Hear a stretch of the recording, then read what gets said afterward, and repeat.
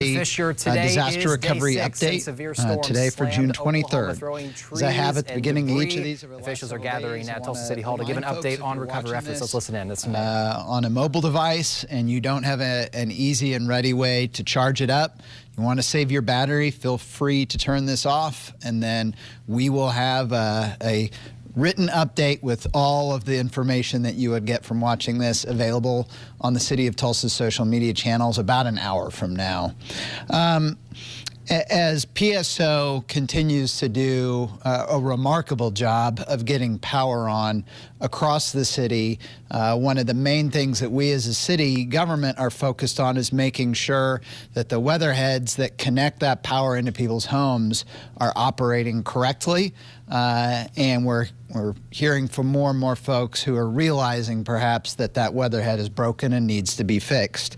I want to remind everyone that the City of Tulsa has waived the inspection fee for these, and in just the last couple of days, our development services team has processed nearly 270 weatherhead permits just related to this storm.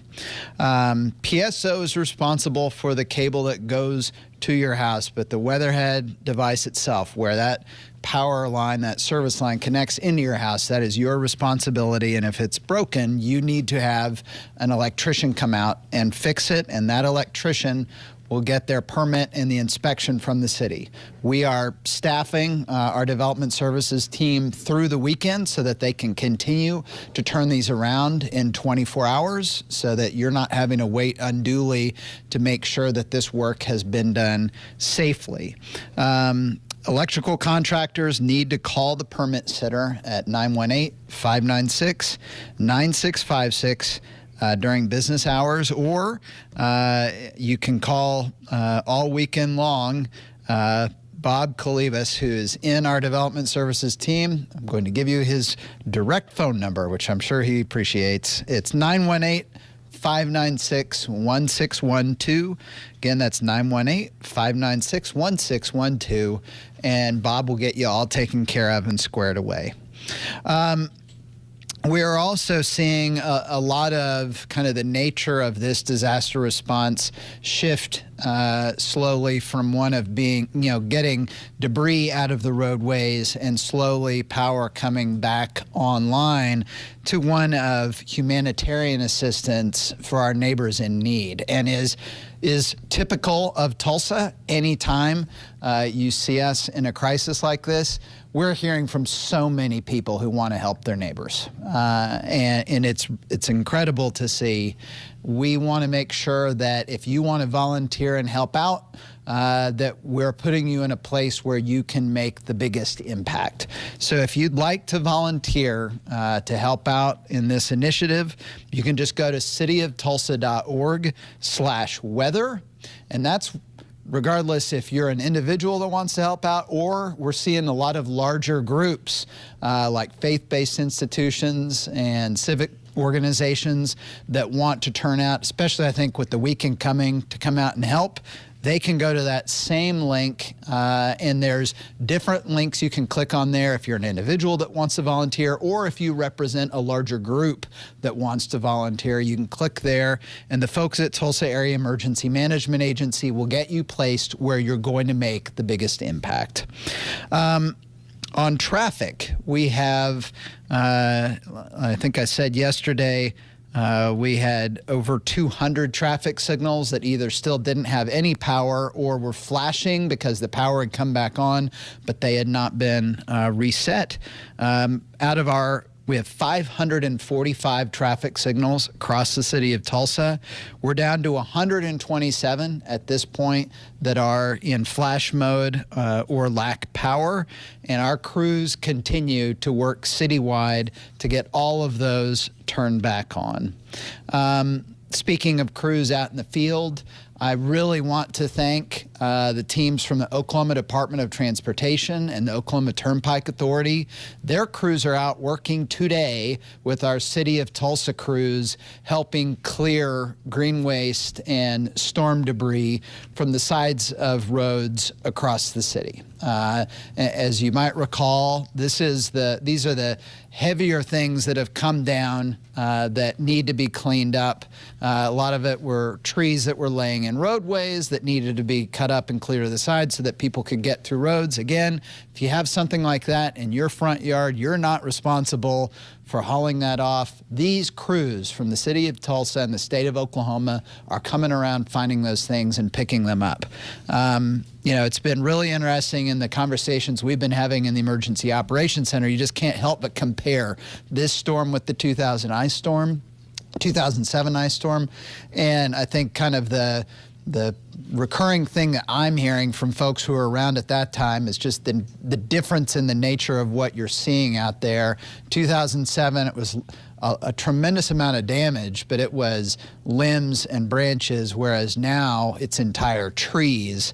And it may very well end up being that the tonnage that gets hauled off from this storm is significantly more than the 2007 ice storm, just because of the size of what's having to be hauled off. Speaking of that, at our green waste site, we're continuing to see really heavy demand out there. It's pretty remarkable. In the first 2 days that our green waste site was open for folks to drop stuff off, we received more green waste than we typically would in a 4-month period of time. We had yesterday over 700 vehicles go through that site to drop stuff off. And the day before that, we had over 500 vehicles go through to drop stuff off. So I want to thank everybody who is disposing of your green waste the right way, taking it to this site that is provided for your use. That site is going to continue to be open 7 days a week, 7 a.m. to 7 p.m. And it's, again, at East Latimer Street and North 89th East Avenue. And it is free to all my fellow Tulsans who need to be able to utilize it.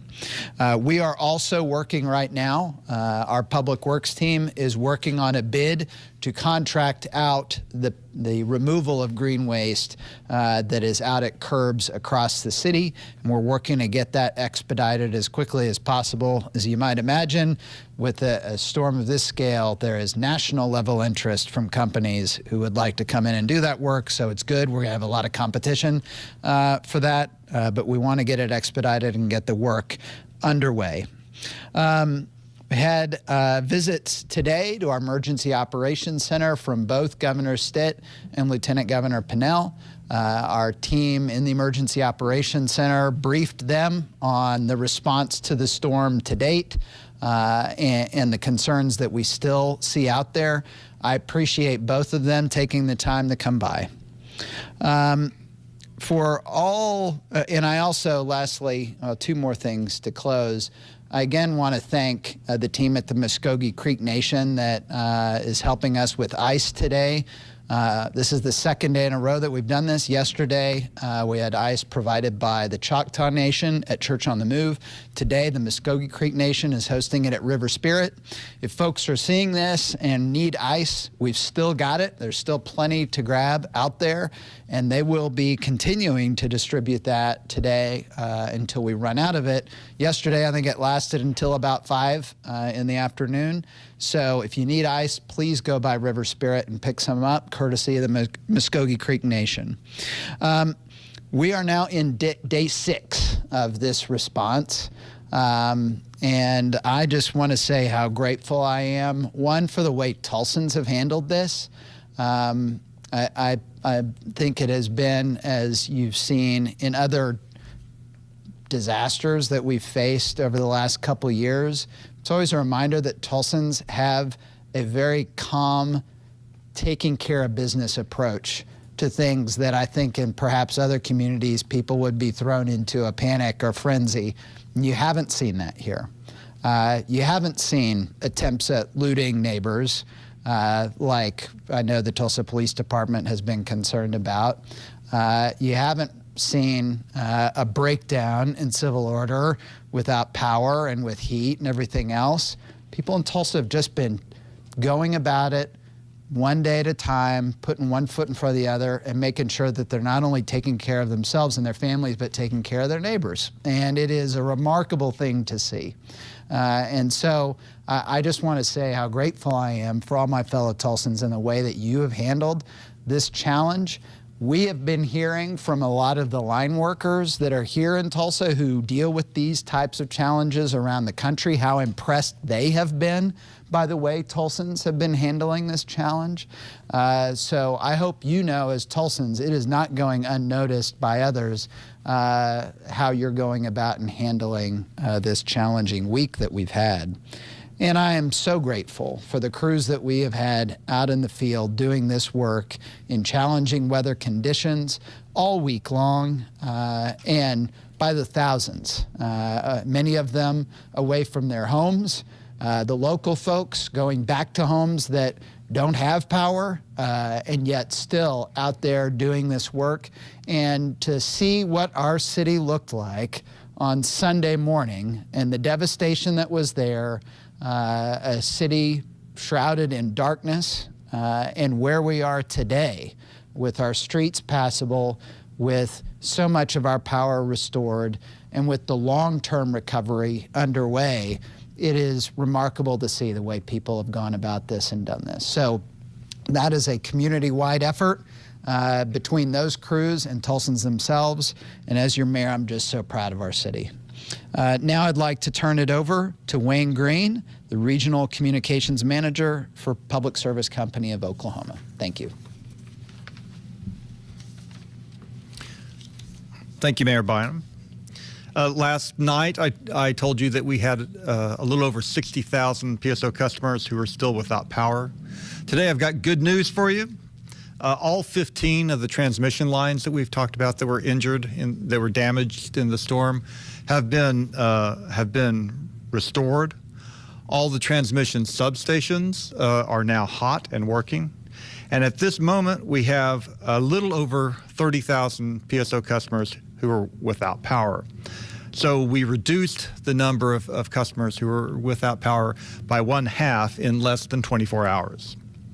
So far, 84% of those who lost power at the height of the storm have been restored.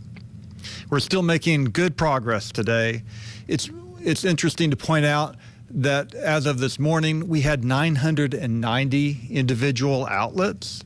That's a lot. 65% of those had less than 10 or fewer customers involved.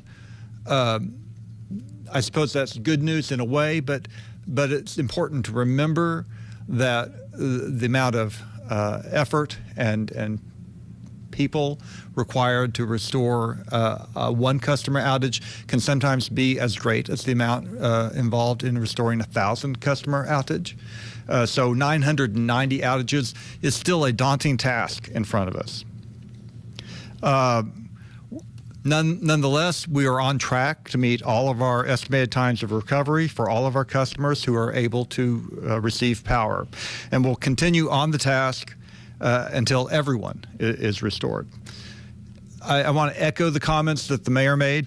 Tulsa is a resilient, strong, and generous community. It's the social media comments that we've received, the cards, the signs posted in neighborhoods are very heartening and greatly appreciated. They reflect the generosity and patience of our customers. We know that for about 31,000 of our neighbors, this is still an ongoing crisis, and we want them to know that we are working in all areas of the city constantly to restore their power. And now it's time for Chief Michael Baker of the Tulsa Fire Department to speak. Good afternoon. Tulsa Fire Department responses remain steady, though high.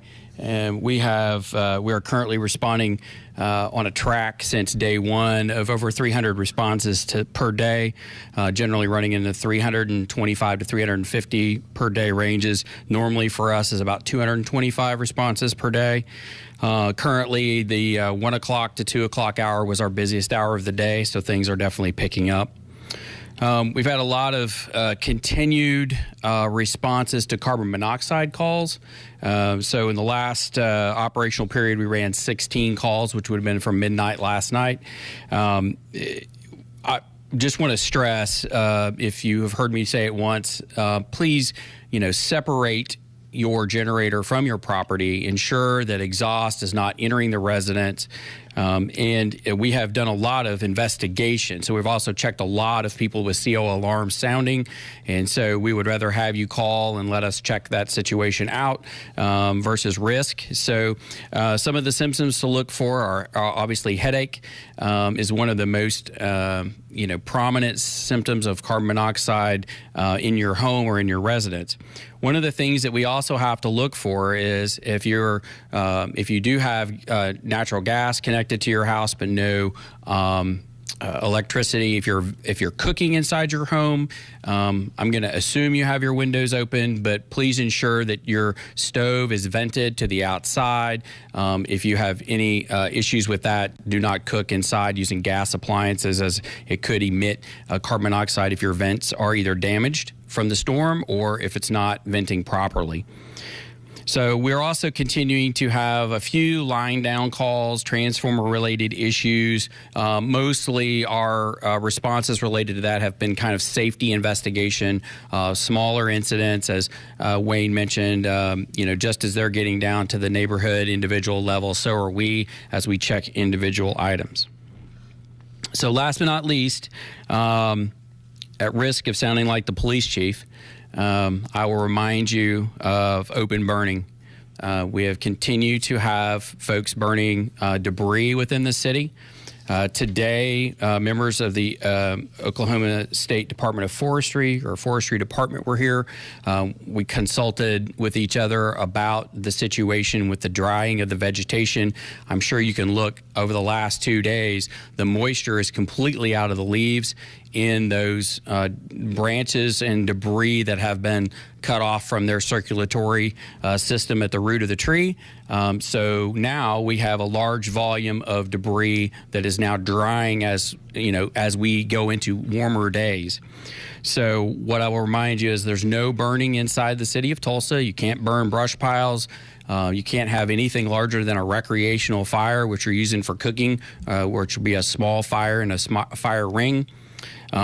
Additionally, we've had some initial reports of fireworks as we approach the 4th of July and the Independence Day holiday.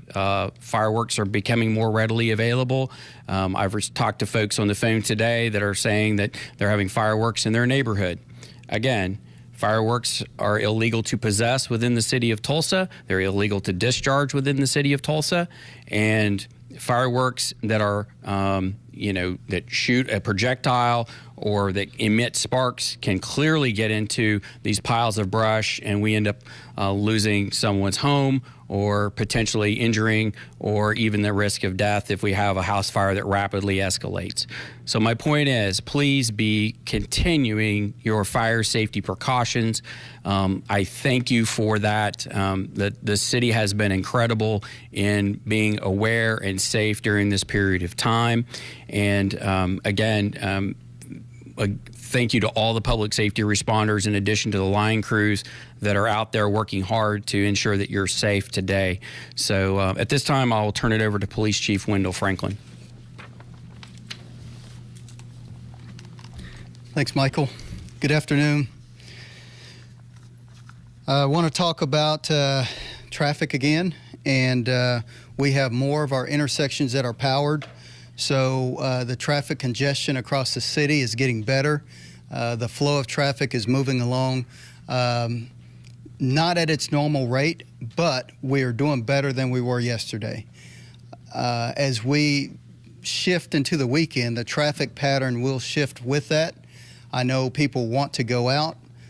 People are going to go have dinner and enjoy festivities as much as they can.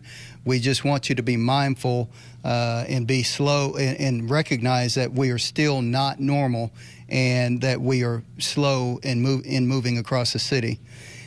Crews remain in the roadways, so PSO crews, other lineman crews, tree crews, they are out there still doing some hazardous work in precarious positions as bucket trucks are positioned in weird manners. They may be in the roadway and they will have their flashing lights on. You need to pay attention to that, recognize that, and take the appropriate action. Move over and give them the lane so that they can work in the already hazardous conditions that they're working in. We don't need people running into the rear of those vehicles. We are out assisting them to get in and out of some of the areas that they need to get into, and we are also working with them on shutting off streets and roadways as they need to run power lines and transmission lines across our city. Scammers. The scammers are out there. Make sure you don't pay for anything up front. Don't pay for anything up front. If you agree upon a price, let that worker know what that price is, and that work should be done before you pay for that work. Again, there are people out there looking to take advantage of this crisis and looking to exploit that. I talked with you about citations a few days ago, and I told you that we had been in a mode of just trying to make people aware of those four-way intersections and the driving conditions, everyone driving aggressively across the city, trying to get from one place to another. In the past week, our motorcycle units and our traffic units have issued about 500 citations. So I want to once again caution people to be aware of the traffic conditions, the traffic speed limits, and follow those rules of the road, and you'll be just fine. All of our facilities remain operational. We're doing good from that standpoint, but we are continuing to have to upstaff for this weather event that we experienced. So we're continuing with that increased presence of patrol officers throughout the evening hours and overnight hours because of the power outages. So officers will remain in those areas. We will continue to upstaff those areas to address the needs of our business community as well as our residential community that is still without power. The weekend is here. It's upon us, and we're going to, we obviously have things going on around Tulsa. I know there's a gymnastics competition that's here in the downtown area, and I know there are other events that may be going on in the downtown area. We are out there. We are being vigilant.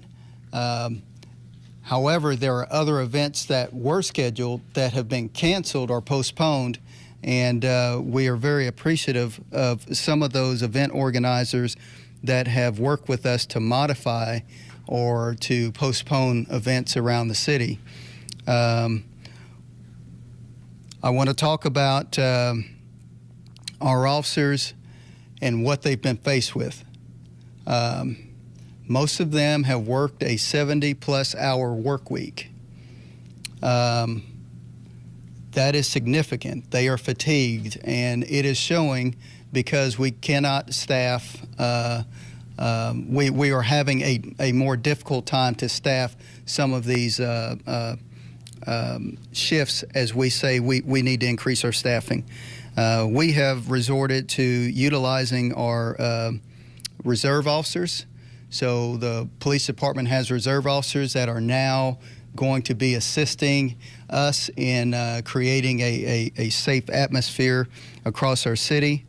And it is for these reasons that we did make a decision on the police side regarding the Pride Parade.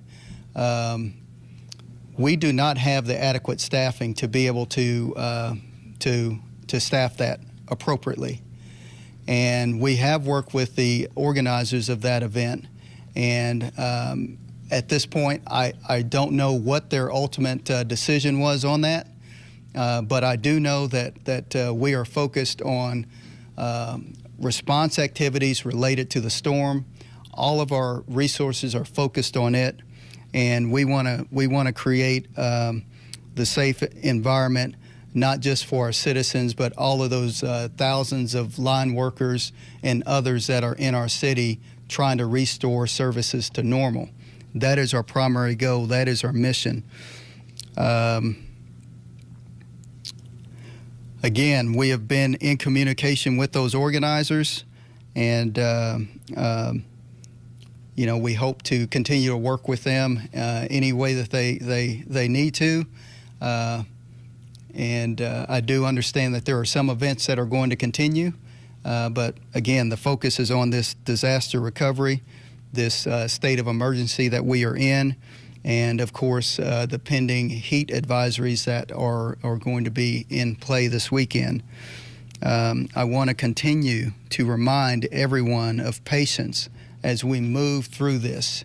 I also want you to be aware that as you have debris in your trucks, that you secure that, because I don't want large tree roots or pieces of trees falling into the roadway or hitting windshields and causing significant damage or injuries to people. So secure your debris so that it doesn't wind up on our city streets, on the highways, and cause further damage. Be mindful, there are still people without power. And I understand a lot of us have had our power restored. More than 80% have had power restored. However, there's still 30,000 people without power, businesses without power, and we are still in a state of emergency. So let's not forget that as we move about the city. And I appreciate everyone's patience as we have dealt with this unprecedented situation. And I am going to open it up for questions at this time. We are streaming live. If you have a question, raise your hand. We'll come around with the microphone. We'll start on this side.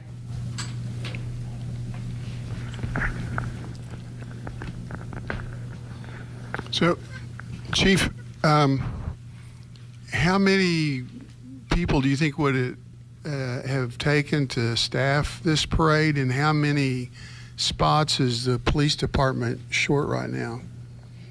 The parade, we estimate, would have needed 60 officers to staff it. We are still doing the run tonight, the 5K. We have 25 officers on post to staff those posts. But, I mean, how many, the whole department, how many are you short? You have a shortage in the police department, don't you?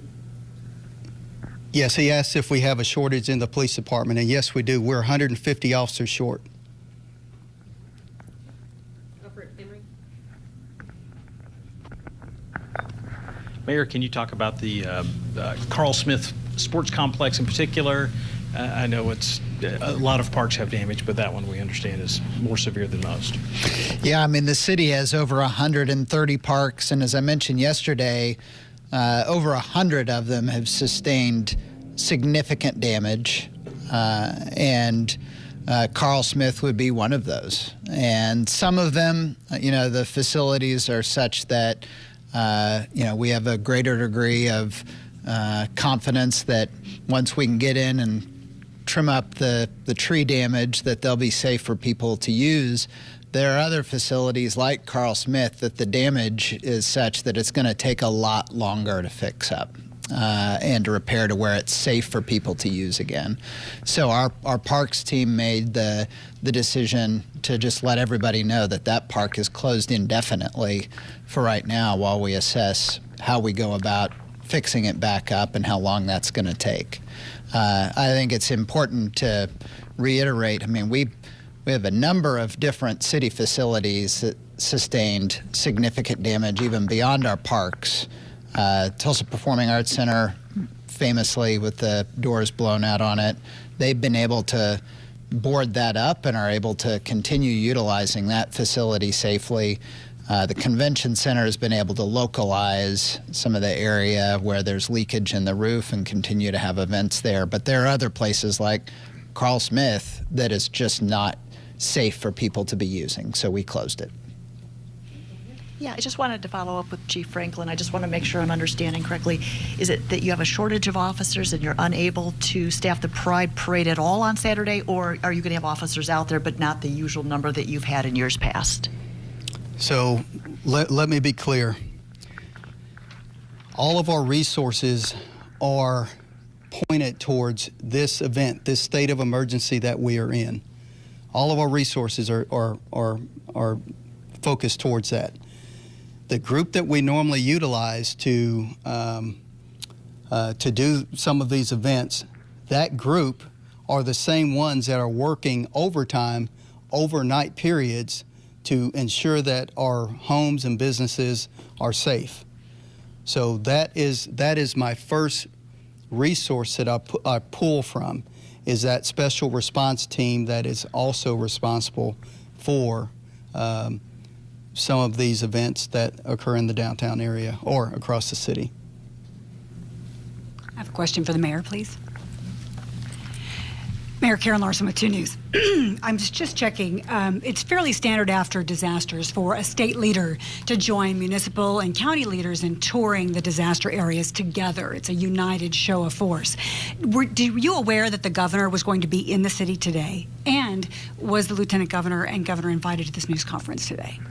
So the governor, I'm trying to think of when we learned they would be here. I think we learned late yesterday that the governor would be able to come and tour the site and that he'd be seeing several other locations around the city. And then I think shortly after that the lieutenant governor would be doing the same, but on a different schedule than the governor. Both of their schedules were lined up that they would be able to come and visit the city this morning and do their tour then. As to whether or not they were invited to the press conference or indicated any interest in it, I have no idea. All right, I have a follow-up, please. In an interview with 2 News this morning, the governor claimed that he has, in fact, been in contact with you while he has been in Paris. We've heard you say several times in these news conferences that you've not heard from him. Can you explain this disconnect?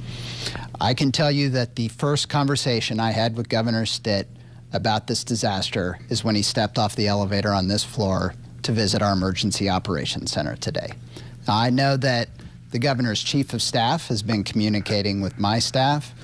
He mentioned, I watched the interview he did, he mentioned a text chain that we were on, but he never replied to any of the texts in that. That was part of my frustration. I was trying to reach him any way I could and couldn't get through. A lot has been made of this, and I understand the interest in it. The important thing to me, though, is that we are getting what we need from the state. The Oklahoma Emergency Management is working with Tulsa Area Emergency Management Agency. Senator Treat, while he was the acting governor, signed the declaration of emergency. So I know that there's perhaps a political interest for some folks in when the governor and I talked and when I didn't, but the important thing is Tulsa is getting what it needs from the state. And that was the base of the question. Yes, Yep. Thank you. Any other questions? One more real quick. Who's your question for, Randy?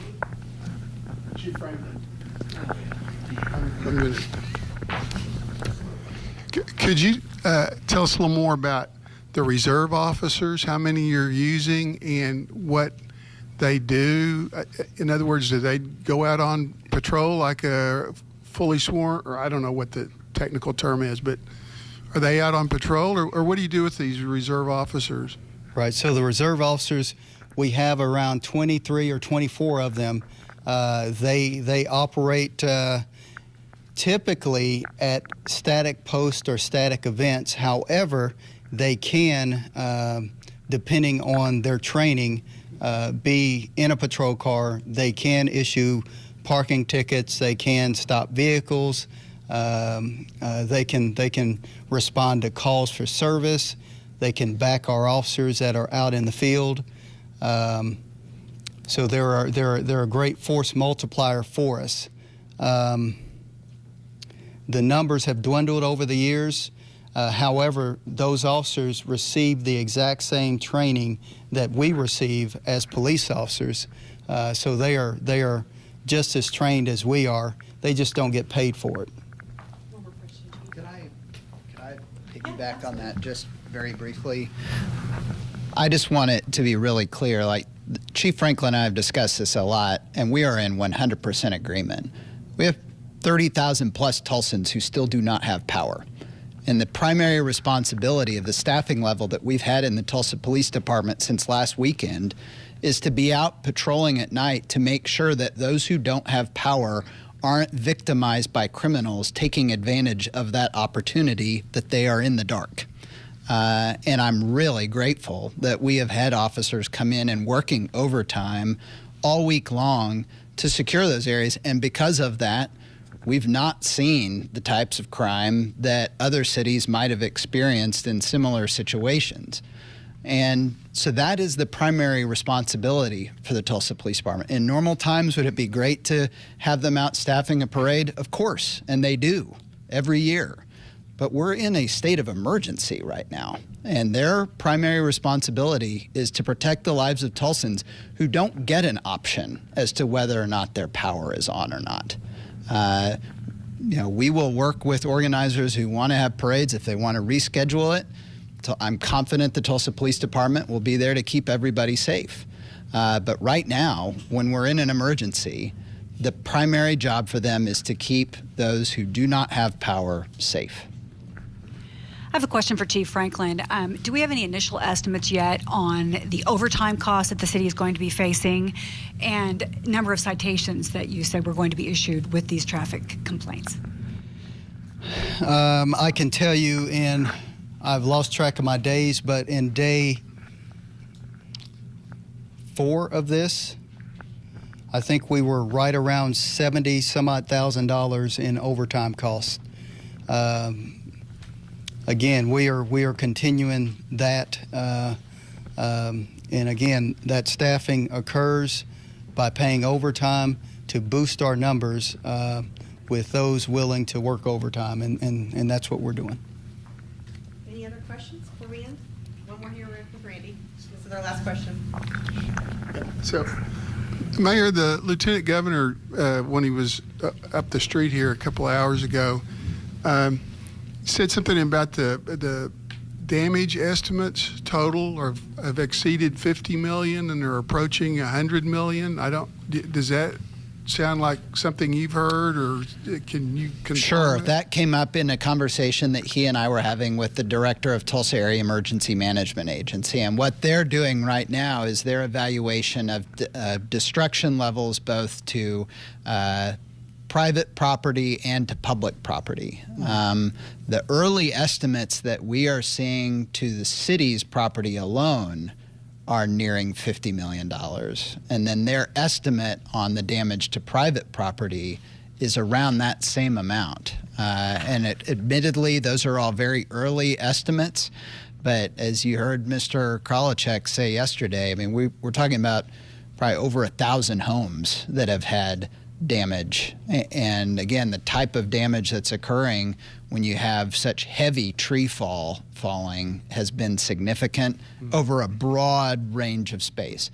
So we expect to have a more accurate damage assessment here in the next week, but those early estimates are at least the ones that we're hearing from them. Okay, everyone, that's all the time we have. Thank you.